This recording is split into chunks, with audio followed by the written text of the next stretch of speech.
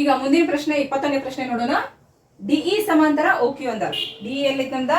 DE ಓಕ್ಯೂ ಯಾವ್ದ ಇದೆ. ಡಿಇಗೆ ಓಕ್ಯೂ ಸಮಾಂತರ ಐತಂದರ ಮತ್ತು ಡಿಎಫ್ ಸಮಾಂತರ ಓ ಆರ್ ಅಂದರ.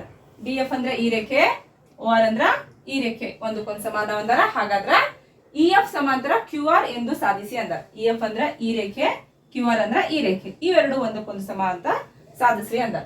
ಅವ್ರೇನ್ ಕೊಟ್ಟಾರಲ್ಲ ಅದರಿಂದ ಹೋಗೋಣ. ಏನೇನ್ ಕೊಟ್ಟಾರು? ಡಿಇ ಸಮಾಂತರ ಓಕ್ಯೂ ಅಂದ.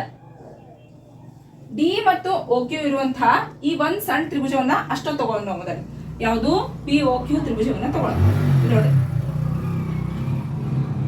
ಪಿ ಓ ಕ್ಯೂ ತ್ರಿಭುಜ ತಗೊಂಡ್ವಿ. ಈಗಿಲೆ ಚಿತ್ರದಾಗ ಇಡಿ ಇಲ್ಲಿ ನೋಡು, ಪಿ ಓ ಕ್ಯೂ ಈ ಒಂದ್ ಸಣ್ಣ ತ್ರಿಭುಜ ಅಷ್ಟ ನೋಡಿದಾಗ ನಾವು ಇಡಿ ಮತ್ತು ಓ ಕ್ಯೂ ಒಂದಕ್ಕೊಂದು ಸಮಾಂತರ ಐತಂದ. ಯಾವಾಗ ಸಮಾಂತರ ಇರ್ತಾವ ಒಂದು ತ್ರಿಭುಜ ಒಳಗ ಎರಡು ರೇಖೆಗಳು?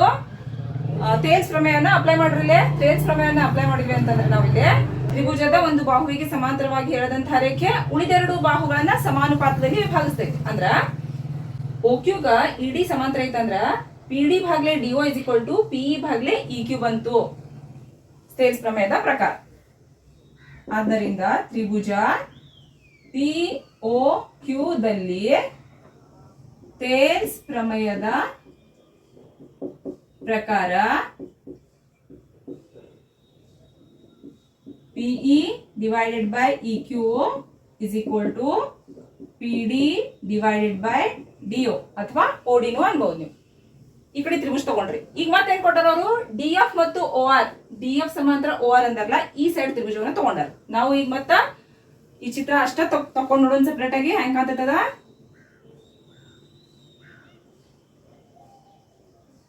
ಈ ರೀತಿ ಕಾಣ್ಲಿಕ್ಕತ್ತೆ. ಅಂದ್ರ ಇವೆರಡು ರೇಖೆ ಸಮಾಂತರ ಅಂದಾರ. ಏನಾದ್ರ ಹೆಸರ? ಡಿಎಫ್. ಪಿ ಓ ಆರ್ ಒಳಗ ತ್ರಿಭುಜ ಪಿ ಓ ಆರ್ ಒಳಗ ಓ ಆರ್ ಒಂದಕ್ಕೊಂದು ಸಮಾಂತರ ಅದಾವ ಅಂತ ಹೇಳ್ಯಾರ. ಡಿಎಫ್ ಮತ್ತು ಓ ಆರ್ ಸಮಾಂತರ ಅದಾವ ಅಂದ್ರ ನಾವ್ ಇಲ್ಲಿ ತೇಲ್ಸ್ ಪ್ರಮೇಯ ಅಪ್ಲೈ ಮಾಡಿ ಇವೆರಡು ಒಂದಕ್ಕೊಂದು ಸಮಾನುಪಾತದಾಗ ಇರ್ತಾವ ಅಂತಂದ ತೋರಿಸಬಹುದು.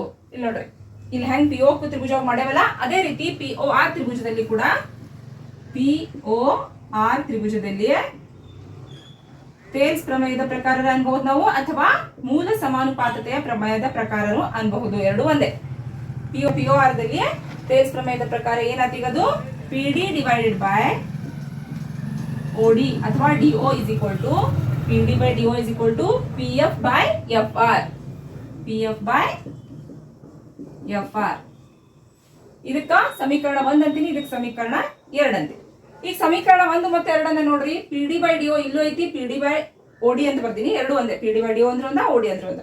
ಎರಡು ಒಂದಕ್ಕೊಂದು ಏನದಲ್ಲ ಮುಂದಿನ ಸಂಖ್ಯೆ ಅವು ಕೂಡ ಒಂದಕ್ಕೊಂದು ಸಮ ಇರ್ತಾವ. ಪಿ ಡಿ ಬೈ ಡಿಒ ಏನಾಗುತ್ತೆ ಸಾಮಾನ್ಯ ಕಾಣ್ಲಿಕ್ಕೆ. ಹಾಗಾಗಿ ಅವಕ್ಕ ಸಮ ಇರುವಂತಹ ಅನುಪಾತವನ್ನ ಒಂದಕ್ಕೊಂದು ಸಮ ಅಂತ ನಾವು ಬರ್ಕೋಬಹುದು.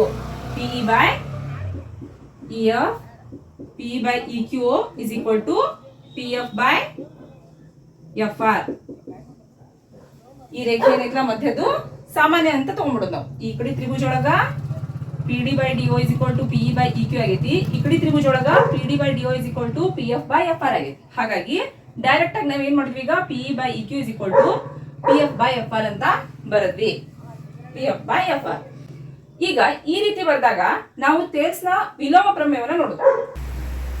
ತ್ರಿಭುಜದ ಎರಡು ಬಾಹುಗಳನ್ನ ತ್ರಿಭುಜದಲ್ಲಿ ಮಧ್ಯದಲ್ಲಿ ಎಳೆದಂತ ಒಂದು ಬಾಹು ವಿಭಾಗಿಸದೆ ಆದ್ರ ಅದು ಇನ್ನೊಂದು ಬಾಹುವಿಗೆ ಸಮಾಂತರವಾಗಿ ಇರ್ತೈತಿ ಅನ್ನೋದು ತೇಲ್ಸ್ನ ವಿಲೋಮ ಪ್ರಮೇಯ ಹೇಳ್ತೈತಿ. ಹಾಗಾಗಿ ನಾವು ತೇಲ್ಸ್ ವಿಲೋಮ ಪ್ರಮೇಯದ ಪ್ರಕಾರ P by E Q is equal to P F by F R ಬಂದೈತಲ್ಲ, ಇಲ್ಲಿ ಡೈರೆಕ್ಟ್ ಆಗಿ ನಾವ್ ಏನ್ ಬರೀಬಹುದು? ಇ ಎಫ್ ಮತ್ತು ಕ್ಯೂ ಆರ್ ಒಂದಕ್ಕೊಂದು ಸಮಾಂತರದ ಅಂತ ಬರೀಬಹುದು. ಇ ಎಫ್ ಸಮಾಂತರ ಕ್ಯೂ ಆರ್. ಇದನ್ನೇ ಅವರು ಸಾಧನೆ ಮಾಡ್ಲಿಕ್ಕೆ ಹೇಳಿದ್ರು ನಮಗೆ, ಇ ಎಫ್ ಸಮಾಂತರ ಕ್ಯೂ ಆರ್ ಅಂತ.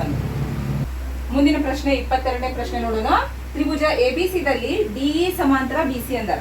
ಡಿಇ ಬಿಸಿಗೆ ಸಮಾಂತರ ಐತಂದರ.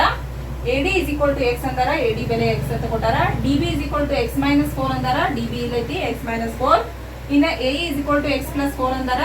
EC is equal to x minus 2 ಅಂದಾರ. 4 ಬೆಲೆಗಳನ್ನು ಕೊಟ್ಟು ಎಕ್ಸ್ ನ ಬೆಲೆಯನ್ನ ಕಂಡುಹಿಡಿಯಿರಿ ಅಂತಂದಾರ. ನೋಡ್ರಿ, ಒಂದು ತ್ರಿಭುಜ ಕೊಟ್ಟು ಎರಡು ಬಾಹುಗಳು ಸಮಾಂತರ ಅದಾವ ಅಂತಂದಾಗ ಅಲ್ಲಿ ಯಾವ ಪ್ರಮೇಯ ಅಪ್ಲೈ ಆಕೈತಿ ನೋಡೋಣ. ನಾವು ಡಿ ನಡಬರ್ಕೈತಿ ಬಿ ಸಿ ಕೆಳಗೈತಿ ಅಂದ್ರೆ ತೇಲ್ಸ್ ಪ್ರಮೇಯ ಅಪ್ಲೈ ಆಕೈತಿ. ಹೆಂಗಂತ ಅನ್ಕೊಂಡ್ವಿ ನಾವು, ತ್ರಿಭುಜದ ಒಂದು ಬಾಹುವಿಗೆ ಸಮಾಂತರವಾಗಿ ಇರೋದಂತಹ ರೇಖೆ ಉಳಿದೆರಡು ಬಾಹುಗಳನ್ನ ಸಮಾನುಪಾತದಲ್ಲಿ ವಿಭಾಗಿಸ್ತೇವೆ. ಅಂದ್ರೆ ತೇಲ್ಸ್ ಪ್ರಮೇಯ ಪ್ರಕಾರ ನಾವ್ ಏನ್ ಬರ್ಕೋಬಹುದು ಈಗಿದೆ, AD divided by BB is equal to AE divided by EC. Tribhuja ABC ದಲ್ಲಿ ತೇಲ್ಸ್ ಪ್ರಮೇಯದ ಪ್ರಕಾರ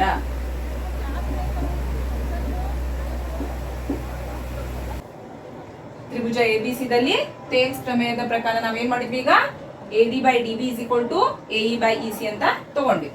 ಇನ್ನ ಬೆಲೆ ಹಾಕೋದು, AD ಬೆಲೆನ ಕೊಟ್ಟಾರ ಅವರು x ಅಂತ ಬರ್ಕೊಂಡಿ, ಭಾಗ್ಲೆ DB ಬೆಲೆನೂ ಕೊಟ್ಟಾರ x - 4 ಬರೋಬ್ಬರಿ ಚಿಹ್ನೆ, AE ಬೆಲೆ ಎಷ್ಟು ಕೊಟ್ಟಾರ x + 4 ಡಿವೈಡೆಡ್ ಬೈ EC ಬೆಲೆ ಎಷ್ಟು ಕೊಟ್ಟಾರು x - 2. ಈ ರೀತಿ ಅವ್ರ ಏನ್ ಬೆಲೆ ಕೊಟ್ಟಾರಲ್ಲ ಅವ್ ಬೆಲೆಗಳನ್ನ ಹಾಕೊಂಡ್ವಿ. ಈಗ ನೋಡ್ರಿ, ಭಾಗ್ಲೆ ಇದ್ದಿದ್ದನ್ನ ಈ ಕಡೆ ತಗೊಂಡ್ರು, ಈ ಭಾಗ್ಲೆ ಇದ್ದಿದ್ದನ್ನ ಈ ಕಡೆ ಮ್ಯಾಲ ತಗೊಂಡೋರಿ ಗುಂಡೆ ಹಾಕತ್. ಇದು x ಇಲ್ಲೇ ಇಡ್ತೀನಿ, ಈ x - 2 ಬ್ರಾಕೆಟ್ದಾಗ ತಗೊಂಡು ಭಾಗ್ಲೆ ಐತಲ್ಲ ಎಲ್ಲಾ ಖುಷಿ ಮ್ಯಾಲ ತಗೊಂಡ್ಬರ್ತೀನಿ. ಏನಾಗ್ತದ, ಗುಂಡ್ಲೆ ಆಯ್ತು, x - 2 ಮ್ಯಾಲ ಬಂದು ಗುಂಡ್ಲೆ ಆಯ್ತು. ಇದನ್ನೂ ಒಂದ್ ಬ್ರಾಕೆಟ್ ಹಾಕ್ಬಿಡೋಣ. ಇಲ್ಲೇ x + 4 ಐತಿ ಮೇಲೆ, ಇದು ಕೆಳಗ್ ಭಾಗ್ಲೆ ಇದ್ದಿದ್ದು x - 4 ಈ ಕಡೆ ಬಂದು ಗುಂಡ್ಲೆ ಆಯ್ತು, x - 4 ಈ ರೀತಿ ಆಗ್ತದೆ. ಈಗ ನೋಡ್ರಿ, ಈ x ಇಂದ ಒಮ್ಮೆ x ಗುಣಿಸ್ತೇವೆ, ಆಮೇಲೆ ಇದ x ಇಂದ ಒಮ್ಮೆ -2 ಗುಣಿಸ್ತೇವೆ. x ಇಂಟು x ಏನಾಗ್ತದು x² ಆಯ್ತು, x ಇಂಟು -2 ಏನಾಯ್ತು -2x is equal to, ಇನ್ನ ಇದು ನೋಡ್ರಿ x into x x², x into -4 -4x ಆಯ್ತು.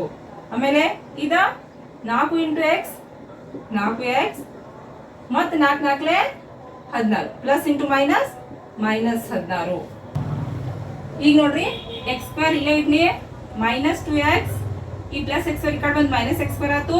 ಇಲ್ಲಿ 4x ಒಮ್ಮೆ ಪ್ಲಸ್ ಐತಿ ಒಮ್ಮೆ ಮೈನಸ್ ಐತಿ, ಕ್ಯಾನ್ಸಲ್ ಮಾಡ್ಬಿಡೋಣ, ಬರೋಬ್ಬರಿ ಚಿಹ್ನೆ -16 ಇಲ್ಲೇ ಉಳಿಸ್ಕೋತೇನೆ. ಈಗ ನೋಡ್ರಿ ಪ್ಲಸ್ x² -x² ಇದನ್ನು ಕ್ಯಾನ್ಸಲ್ ಆಯ್ತು, ಏನು ಉಳಿತೀಗಿಲ್ಲ -2x ಬರೋಬ್ಬರಿ -16. ನಮಗೆ x ಬೆಲೆ ಬೇಕಾಗೈತಿ, -2 ಗುಂಡ್ಲೆ ಆಗೈತಿ, ಈ ಕಡೆ ಕಳ್ಸುನು ಭಾಗ್ಲೆ ಆಗತ್ತೆ. x ಇಲ್ಲೇ ಇಡ್ನಿ, -2 ಗುಂಡ್ಲೆ ಇದ್ದ ಕಡೆ ಕಳಿಸ್ತೀನಿ, ಭಾಗ್ಲೆ ಆಯ್ತು. ಇನ್ನ ನೋಡ್ರಿ ಎರಡು ಕಡೆ ಮೈನಸ್ ಇದ್ದಾಗ ಮೈನಸ್ ಕ್ಯಾನ್ಸಲ್ ಆಕತಿ, 2 1 2 8 x ಬರೋಬ್ಬರಿ ಎಷ್ಟು ಬಂತು ನಮ್ದ 8.